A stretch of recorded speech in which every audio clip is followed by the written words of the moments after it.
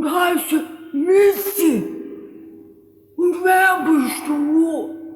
Ich bin die kleine Hex und heisse Tildi Tusnelda, aber alle sagen mir nur Tilly Trulla. Die Kräuterhex hat mich hier eingesperrt, die ist schlecht trocken.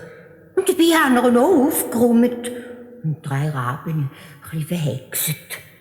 Aber warum jammer ist es so? Tut dir etwas weh?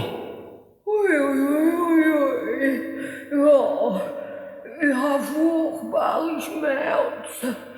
Seit vielen Jahren habe ich ein grässliches Knochenrissen.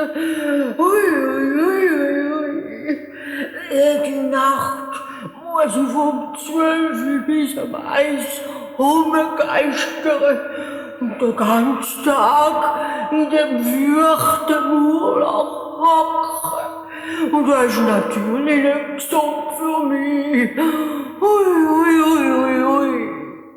Die kleine Hex hat Verbärmst mit dem armen Gespenst. Und auf einmal ruft sie: Du, ich wüsste etwas. Die Kräuterhex hat eine Wundersalbe, mit der könnte man die sicher heilen.